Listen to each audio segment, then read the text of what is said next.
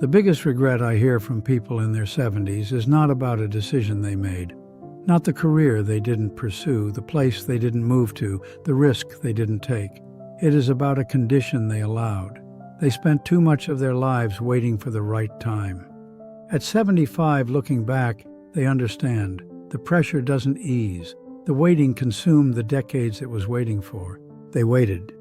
That is the regret stated plainly. They waited for the children to be older, for the job to stabilize, for the money to be sufficient, for retirement, for things to settle, for the better time. The better time was always the thing that would come after the current obstacle. The obstacles did not run out. I have listened to this across enough conversations that I no longer need to ask about regret directly. The regret announces itself in how people describe the middle decades, the 40s, the 50s, the early 60s. There is a quality of distance in the description. A slight remove, as though those years happened while the person was positioned just outside them, watching and waiting for them to resolve into something, as though the life they were living was the staging area for a life that was coming.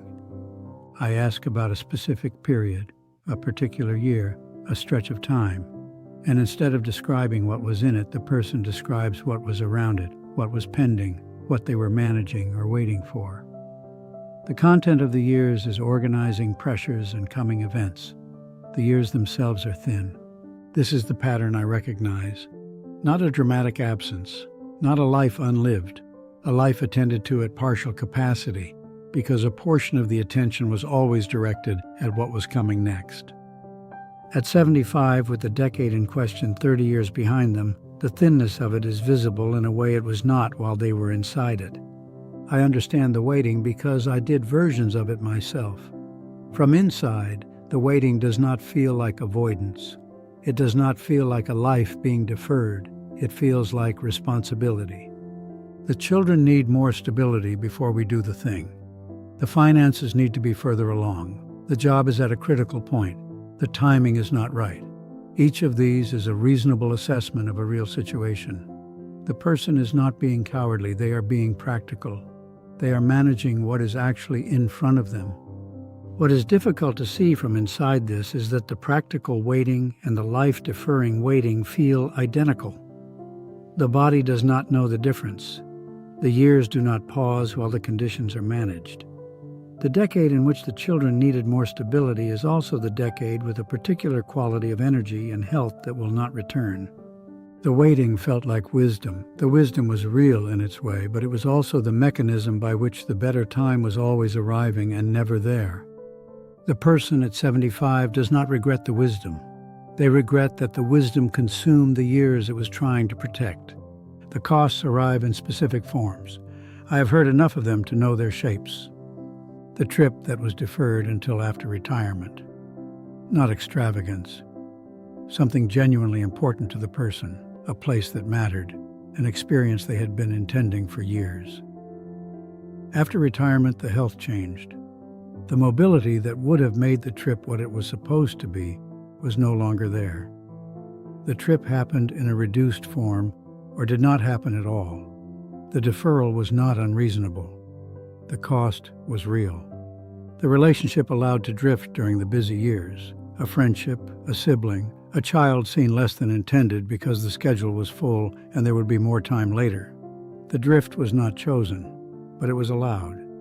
And at 75, the later that was supposed to restore the closeness has come and gone, and the relationship requires more repair than remaining time makes easy. The creative work postponed until the children were grown, until retirement, until the right conditions assembled themselves. The conditions did not assemble. The work did not happen. The person who is going to write the book or build the thing or pursue the practice is now 75, and the years that would have produced it are behind them. The waiting did not pause the life while these things were being managed. The waiting was the life.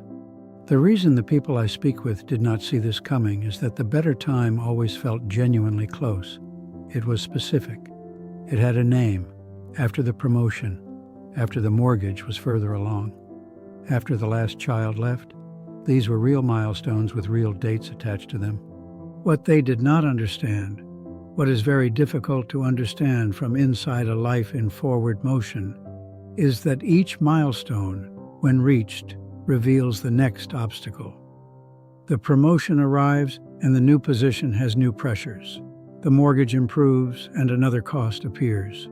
The last child leaves and the retirement approaches with its own set of unresolved questions. The pressure does not ease, it changes form. The better time was never a destination. It was the horizon. The thing that remains the same distance ahead regardless of how far you walk. At 75, this is obvious. At 45, it is almost impossible to see because the next milestone is genuinely close and the waiting feels almost over. What I tell people who are still in the waiting is this: the better time is not a condition that will be delivered to you. It is a decision that has to be made in the absence of ideal conditions, because ideal conditions are not coming.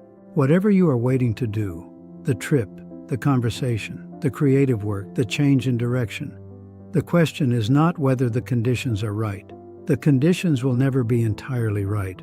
The question is whether the thing matters enough to be done in imperfect conditions.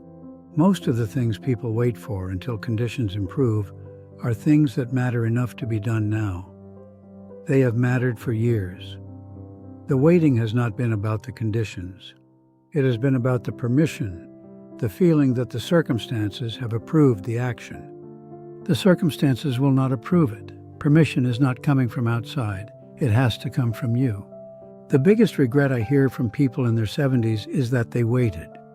Not because they were afraid exactly, because the waiting always had a good reason attached to it. The reasons were real. The waiting was real. And at 75, the waiting is what they see when they look back at the decades that had the energy and the time for what they were waiting to do. There is only this time now. It is better than the time that will be available at 70. Looking back at this moment, use it.